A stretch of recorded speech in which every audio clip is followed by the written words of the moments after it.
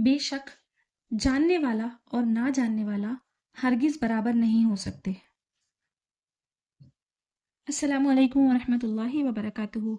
मैं इस्तकबाल करना चाहूँगी आप लोगों का आज के वीडियो लेक्चर में, बल्कि ऑडियो लेक्चर में, जिसका टॉपिक है इल्म दीन की अहमियत और हमारी ज़िंदगियों में इल्म की अहमियत। हम तमाम मुसलमानों के लिए अल्लाह ताला के हुक्म और हुजूर अक़दस सल्लल्लाहु अलैहि वसल्लम के बताए हुए तरीके के मुताबिक अपनी पूरी ज़िंदगी को गुजारना और आप सल्लल्लाहु अलैहि वसल्लम की जो तालीम हमें बताई गई हैं उन पर अमल करना इंतहाई लाजिम और ज़रूरी है। और ये उसी वक्त मुमकिन है कि जब हमें दीन की बातें मालूम हो और इसका पता हो कि अल्लाह के रसूल सल्लल्लाहु अलैहि वसल्लम ने हमें किस किस बातों की तालीम दी है और ज़िंदगी गुजारने के क्या क्या तरीके बताए हैं। इसके लिए हमें ज़रूरत के हिसाब से दीन का इल्म हासिल करना तमाम मुसलमानों पर फ़र्ज़ है। हज़रत अनस बिन मालिक रज़ियल्लाहु अन्हु से रिवायत है कि रसूलुल्लाह सल्लल्लाहु अलैहि वसल्लम ने फरमाया, तलबुल इल्मी फ़रीज़तुन अला कुल्ली मुस्लिम। तर्जमा, इल्म का हासिल करना हर मुसलमान पर फ़र्ज़ है। जो शख्स दीन का इल्म हासिल करता है उसके लिए हदीसों में बहुत बहुत फसीलतें दी गई हैं। अल्लाह के फरिश्ते यहाँ तक कि ज़मीन की चींटियाँ और दरिया की मछलियाँ भी उस इंसान के लिए खैर की दुआएं करती हैं और उससे मोहब्बत रखती हैं जो दीन का इल्म हासिल करता है। अब हम थोड़ा ब्रॉड वे में इल्म के कंसेप्ट को समझते हैं। तो शुरुआत करते हैं इसकी बेसिक से कि इल्म का मतलब क्या होता है।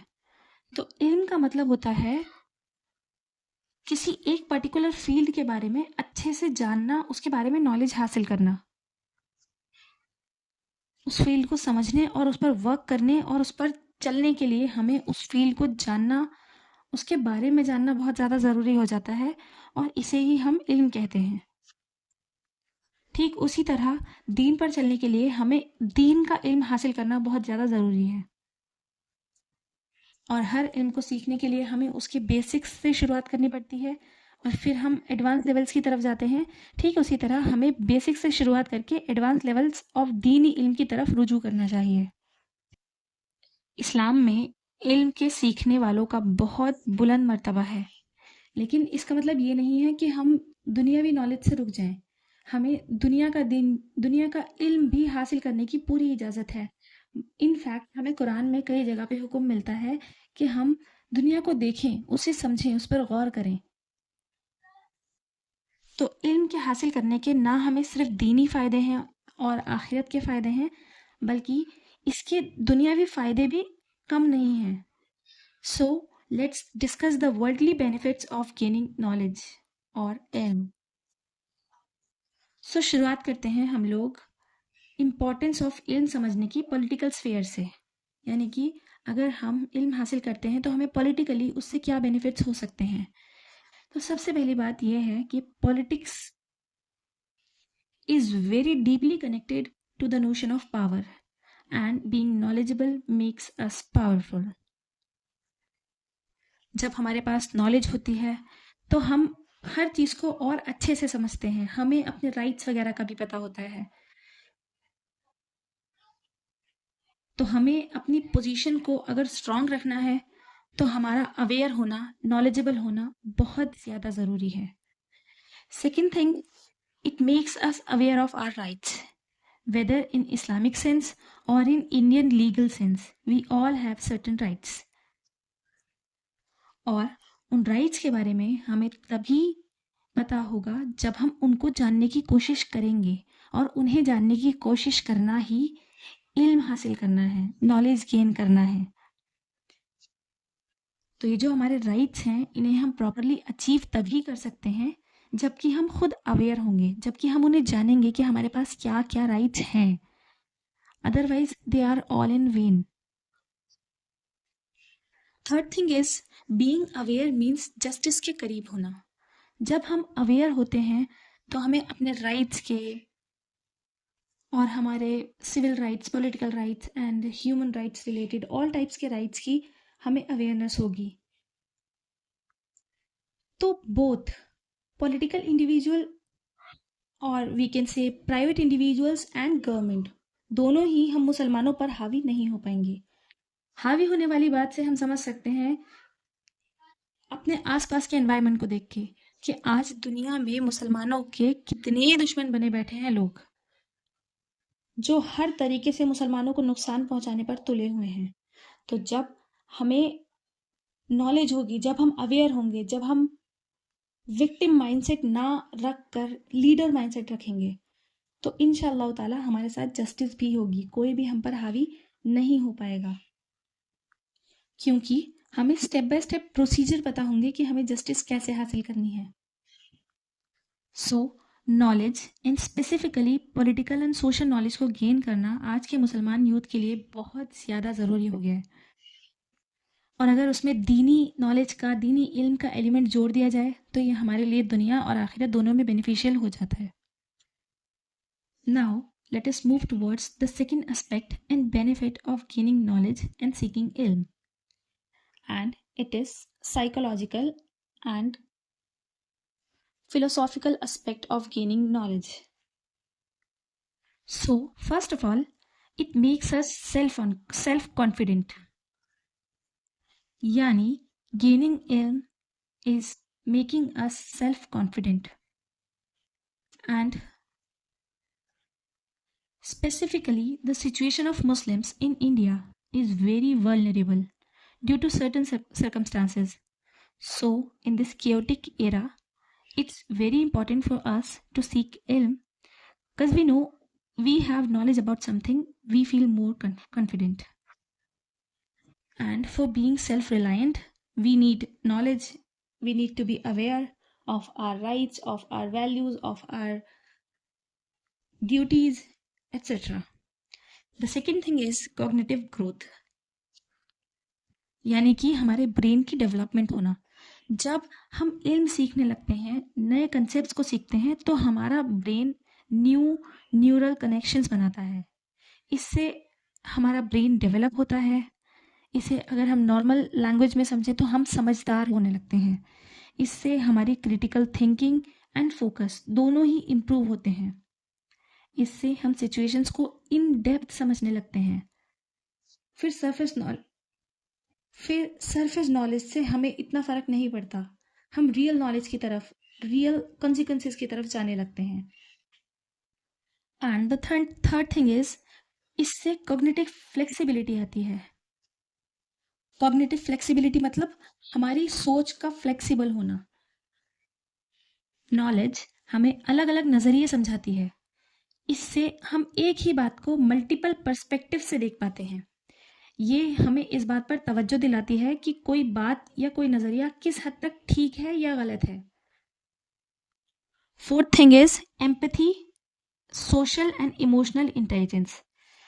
मतलब जब हमारे पास अवेयरनेस होती है, जब हमारे पास नॉलेज होती है, तो हम दूसरों की सिचुएशन को समझने लगते हैं, उनके पेन को समझते हैं, उन्हें एम्पैथाइज करते हैं। जैसे अभी फ़िलिस्तीन का इशू टॉप पर है, तो हम उनके बारे में पढ़ रहे हैं, उनकी हिस्ट्री को जानने की कोशिश करें कि क्या हुआ है वहाँ, क्या होता आ रहा है वहाँ। तो इससे हमारे दिलों में उन लोगों के लिए एम्पैथी और सिंपैथी जागती है। उन लोगों का दर्द हम लोग महसूस करने की कोशिश करते हैं, और महसूस नहीं भी करते तो उनके दर्द को समझने की एटलीस्ट कोशिश करते हैं। और जो ज़ायनिस्ट लोग हैं, उनके खिलाफ हमारे दिलों में नफरत भी साथ साथ उतरती जाती है, क्योंकि बीइंग अवेयर मीन्स बात को सही सही समझकर और उस पर इमोशनली और मॉरली एक्ट करना। और नॉलेज गेन करने से हमारी इसी तरीके से सोशल और इमोशनल इंटेलिजेंस भी इम्प्रूव होती है। अगर हम इसके फिलोसॉफिकल एस्पेक्ट पे बात करें, तो जो नॉलेज है, अगर वो हमारे दिल में उतर रही है, अगर हम सिर्फ डिग्री लेने के लिए नॉलेज हासिल नहीं कर रहे, बल्कि अपनी सेल्फ इम्प्रूवमेंट के लिए, अपनी लाइफ में उसे प्रैक्टिकलिटी पर उतारने के लिए अगर हम नॉलेज गेन कर रहे हैं, तो इससे हमें अपनी ज़िंदगी का एक मकसद नज़र आता है, मीनिंग, पर्पस समझ में आता है। हमें पता चलता है कि हम जो कर रहे हैं, वो क्या कर रहे हैं, वो क्यों कर रहे हैं। तो इससे हमारी लाइफ का मीनिंग, हमारी लाइफ का पर्पस हमारी आंखों के सामने डिफाइन होता है। तो नॉलेज गेन करने के ना सिर्फ साइकोलॉजिकल बल्कि फिलोसॉफिकल बेनिफिट्स भी हैं। So we can say knowledge rewires the brain, refines the mind and regulates the soul. अब हम समझते हैं benefits of knowledge in case of modern life and modern world. कि हम जो नॉलेज हासिल कर रहे हैं, जो इल्म सीख कर रहे हैं, वो हमें आज के टाइम पर कुछ फ़ायदा देगा या नहीं देगा।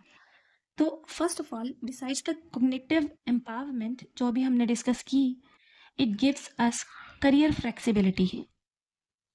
यानी हम नॉलेज सीकिंग की हेल्प से अवेयर पर्सन्स तो बनते ही हैं, साथ ही हमारे पास करियर ऑप्शंस भी होते हैं जिससे हम मॉडर्न वर्ल्ड में ठीक से सर्वाइव कर सकते हैं। तो यानी हम इल्म सीख रहे हैं अपनी मदद के लिए, अपनी इम्प्रूवमेंट के लिए, और वो हमें सर्वाइवल के लिए करियर भी प्रोवाइड करवा सकती है। So knowledge makes us career fluid, not stuck in one job, and it gives us problem solving mindset too. आज दुनिया में हर फील्ड में कॉम्प्लेक्स प्रॉब्लम्स हैं, ऐसी ऐसी प्रॉब्लम्स कि उनका हल ढूंढना बहुत मुश्किल पड़ जाता है। इल्म से अगली सीढ़ी विजडम है। तो जब हम इल्म सीखेंगे तभी हम विजडम की तरफ जा पाएंगे, और जब हमारे पास विजडम होगी तो फिर हमारे लिए कॉम्प्लेक्स प्रॉब्लम्स को सॉल्व करना एक स्टेप आसान हो जाता है। तो ये जो इल्म है, ये हमें उन प्रॉब्लम्स को सिस्टमैटिकली ब्रेक एंड रीबिल्ड करने की कैपेसिटी देता है। नेक्स्ट थिंग इज, जो मॉडर्न इकोनॉमी का फाउंडेशन है वो अब लेबर नहीं है, इंटेलेक्चुअल कैपिटल है। इनोवेशन, स्टार्टअप्स, रिसर्च, क्रिएटिविटी, ये सब चीज़ें नॉलेज बेस्ड हैं। जैसे अगर हम इंडिया का ही एग्जाम्पल लें तो इंडिया का डिजिटल इंडिया वाला जो प्रोग्राम है या फिर AI फॉर गवर्नेंस वाला प्रोग्राम है, यही ट्रेंड रिफ्लेक्ट करता है कि नॉलेज जो है वो हमारे अंदर इंटेलेक्चुअल कैपिटल को बिल्ड कर रही है। Fourth one is social transformations. Knowledge से अवेयरनेस आती है, जो कि मैं बहुत देर से बार बार रिपीट कर रही हूँ। ये अवेयरनेस सोशल और कल्चरल इनजस्टिसेस और इनइक्वालिटीज से हमें बचाती है। ये अवेयरनेस सोशल जस्टिस मूवमेंट्स को इंटेलेक्चुअल लेजिटिमेसी देती है। और ये बात बहुत ही अहम है कि एक सोसाइटी के इंटेलेक्चुअल्स ही होते हैं जो उस सोसाइटी को कंट्रोल करते हैं। So we can say the intellectuals of a society are the brain of that society. तो आज की बात को इख्तिताम की तरफ लेके चलते हैं। तो हम इस नतीजे पर पहुंचते हैं कि नॉलेज सिर्फ दिमाग भरने की चीज़ नहीं है, ये इंसान के अंदर एक नई रोशनी जगाती है। वैसे भी हमने कई जगह पे दीन इस्लाम में पढ़ा है कि इल्म एक रोशनी है। तो इल्म कोई किताबों में बंद लफ्ज़ नहीं है, इल्म वो नूर है जो अल्लाह अपने बंदों के दिलों में डाल देता है। और अगर हम बात करें दीनी इल्म की, तो ये हमें दुनिया से उठाकर आखिरत तक लेके जाता है, हमें मरने के बाद भी फैज़ पहुंचाता है। फैज़ यानी फ़ायदा पहुंचाता है। इल्म दीन हमें नरमी सिखाता है, अदब सिखाता है, सब्र सिखाता है। तो नाजरीन, मेरी एडवाइस तो यही है कि इल्म सीखना मत छोड़ो, इल्म को ज़रिया बनाओ अपने रब का कुर्ब हासिल करने का। इल्म के रास्ते में सवाब बहुत है। और हमेशा याद रखो, दुनियावी इल्म इज्जत और करियर दे सकता है, बट दीन का इल्म हमें सुकून देगा और आफ्टर लाइफ में काम आएगा।